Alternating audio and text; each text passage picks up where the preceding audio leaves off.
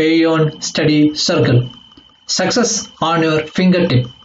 നിങ്ങൾ സൂര്യനെ പോലെ തിളങ്ങണമെങ്കിൽ ആദ്യം സൂര്യനെ പോലെ എരിയണം. We will discuss today current affairs for 18th April 2020. First one is importance of 18th April. Today is importance of World Heritage Day. World Heritage Day. World Heritage Day is a collective effort of the communities in the world to do the needful. This day maintains the cultural legacy and make people think about its sustainability. World Heritage Day 2020 theme was Shared Culture, Shared Heritage and Shared Responsibility. The theme focused on global unity with the current worldwide health crisis.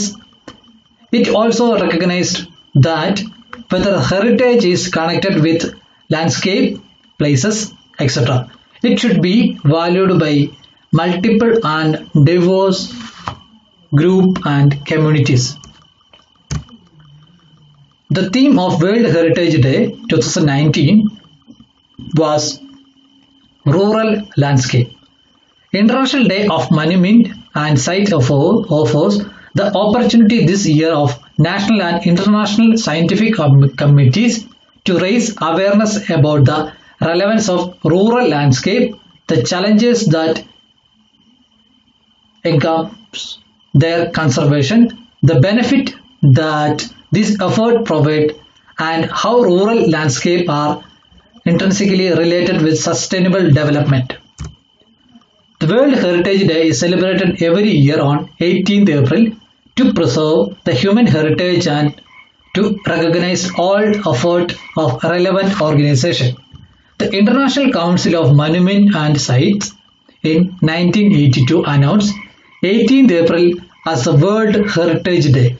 This was approved by General Assembly of UNESCO in 1983 with an aim of enhancing awareness about the importance of cultural heritage, monument and the conserve them.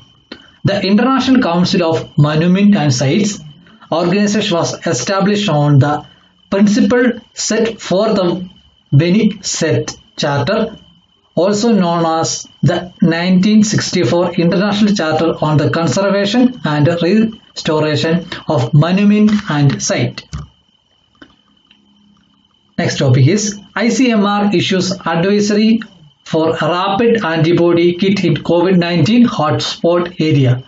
Indian Council of Medical Research and recently issued an advisory maintaining the protocol for using rapid antibody test kit in COVID-19 hotspot area across state to use this kit in the affected area.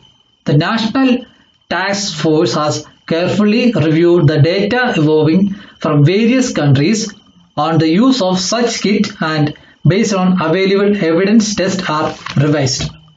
That is rapid antibody test kit. The rapid antibody test kit to understand that gold standard frontline test for COVID-19 diagnosis is real-time PCR based molecular test which is aimed at early virus detection. The rapid antibody test cannot replace the frontline test. The rapid antibody test will only be of utility after the minimum of 7 days on onset of symptoms. The rapid tests are emerging and understanding of the utility for diagnosis is still evolving. Now, news recently, a petition has been filed in the Supreme Court for directing the Andhra Pradesh government to conduct COVID-19 tests are among the tribal population living among the Godavari River Valley area. This is the news. What is the importance for the news or examination point of view? One is Godavari River, second is Kandaredis, Koya tribes and Kolam. Next is Palavarna irrigation project. First one is Godavari River. Godavari River rises from Trimbaneshwar near Nasik in Maharashtra and flow for a length of about 1,465 km before outfalling into the Bay of Bengal. Drainage basin. The Godavari basin extends over the state of Maharashtra, Andhra Pradesh, Chhattisgarh and Orissa, in addition to a smaller part of Madhya Pradesh, Karnataka and the Union Territory of Puducherry. What are the tributaries of Godavari River? Pravara, Purna, Majra, Penganga, Vardha, Vainganga, Pankhida, Indravati, Manar and Sabri. Next is Palavarna Multi-Purpose Project. Palavarna project is multi-purpose irrigation project. The dam across the Godavari River is under construction located in the West Godavari district and East Godavari district in Andhra Pradesh state, and its reservoirs spread in the part of Chhattisgarh and Orissa state also. The project is multi-purpose major terminal reservoir project on river Godavari for development of irrigation, hydropower and drinking water facility to East Godavari, Visakhapatnam, West Godavari and Krishna district of Andhra Pradesh. The Palavarnam project was accorded national status in 2014 in the Andhra Pradesh Bifurcation Act and its design was changed. Next is Central Board of Irrigation and Power, CBIP. The CBIP is a primer institute set up the Government of India in the 1927. CBIP has been rendering dedicated service to professional organization, engineer and individual in the country related to power, water resource and renewable energy sectors for more than 8 decades. What are the objectives of CBIP? Such one is dissemination of technical knowledge and information through various modes of example, publication of journals, manuals, technical reports, guidelines, organization, seminars and conference and recognition of technical excellence through pursuing awards. To provide training to engineers professionals, to provide consultancy service, to provide research and professional excellence, to establish a technical database, technological development and provide information service to the professional. Next is Kondareddy tribe. It is one of the most backward tribal group in the state of Andhra Pradesh and Telangana. They inhabit on both the bank of Godavari River in the east and west Godavari district, in hilly forest region of Khammanam, Telangana and Srikakulam, Andhra Pradesh.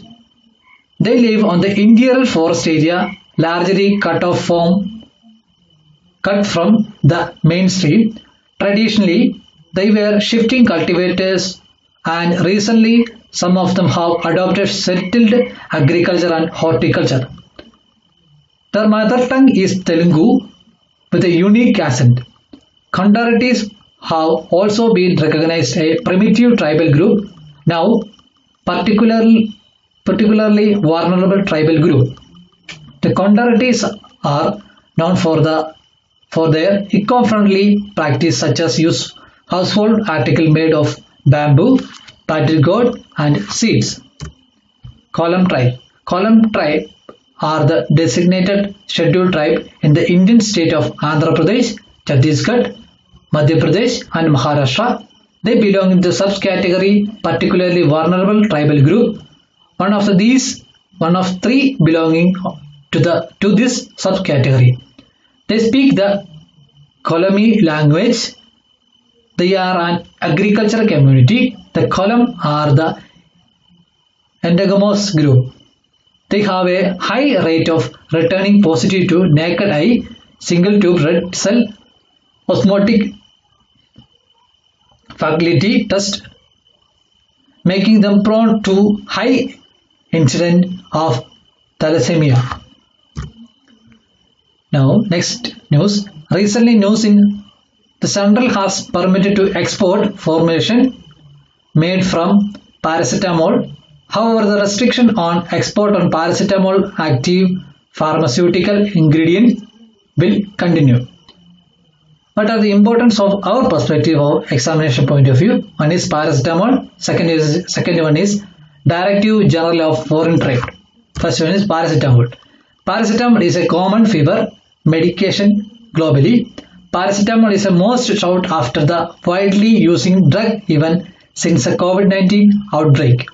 According to source, India is among the leading manufacturers of paracetamol globally. The production capacity is estimated to be 5,000 tons a month. From an export perspective, it is a low value, high volume product. Next is Directive General of Foreign Trade. DGFT is a main governing body in matters relating to or export-import policy. It is an attached office of Ministry of Commerce and Industry. The main objective under the Foreign Trade Development and Regulation Act 1992 is to provide the development and regulation of foreign trade by facilitating import into and augmenting export from India. Foreign Trade Act has replaced the earlier law known as the Import and Export Control Act 1947. Now, recently news to counter to increasing case of domestic violence during the current COVID-19 lockdown, the Pune Shila Parishad has borrowed a leaf from the Virus Prevention Handbook. In our perspective, exam perspective, the three important words is our studies. First is Shila Parishad, second is Domestic Violence Act 2005, third one is Criminal Law Amendment Act 2013. First one, Shila Parishad. The Shila Parishad or District Council or Shila Parishad or District Panchayat is the third tier of Panchayati Raj system. Shila Parishad is the elected body. Block Pramukh of Block Panchayat are also represented in Shila Parishad. The members of the state legislature and the members of the Parliament of India are members of Shila Parishad.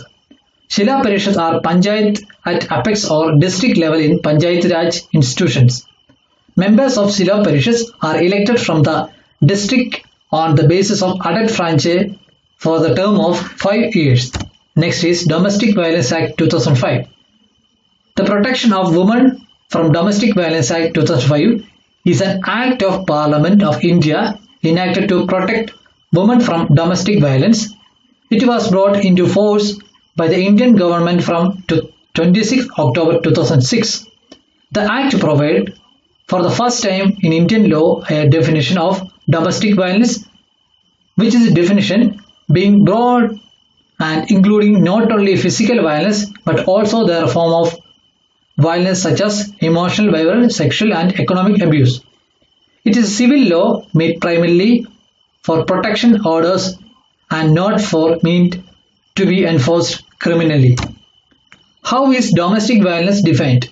Domestic violence is defined by Section 3 of the Act as any act, omission or commission or conduct of represented shall constitute domestic violence in the case it harm or injuries or endangers the health, safety, life, limb or well-being, whether mental or physical or aggressive person or tend to do so and include causing physical abuse, sexual abuse, verbal and emotional abuse and economic abuse. Second, harass, harm, injuries or endangers the aggressive person to encourage her or any other person related to her to meet any unlawful demand for any dowry or other property of valuable securities. Third one is has to effect on threatening the aggressive person or any person related to her by any conduct maintaining in clause A or clause B. Fourth one is otherwise injuries or causes harm whether physical or mental to the aggressive person. The act goes on through the sanction explanation 1 to define physical abuse, sexual abuse, verbal or emotional abuse, or economical abuse. Next, Criminal Law Amendment Act or Nirphaya Act 2013. The Criminal Law Amendment Act 2013 Nirphaya Act is an Indian legislation passed by the Lok Sabha on 19th March 2013 and by the Rajya Sabha on 21st March 2013, which provide for the amendment of Indian Penal Code, Indian Evidence Act and Code of Criminal Procedure 1973 on law related to sexual offence. The bill received presidential assent on 2nd April 2013 and came into force from 3rd April 2013. It was originally an ordinance promulgated by the President of India, Pranab Mukherjee, on the 3rd April 2013 in the light of protest in the 2012 Delhi gang rape case. Thank you. Think before you speak, read before you think. Prepared by Jay Kotanes, Aeon Study Circle. If you join our study group, all social media, Facebook Aeon Study Circle, WhatsApp 9846024053, Telegram Aeon Study Circle, YouTube channel Aeon Study Circle. If you like this video, please subscribe and click bell icon. This study group, all videos are UPSC, SSC and all competitive exam point of view in our channel. Thank you.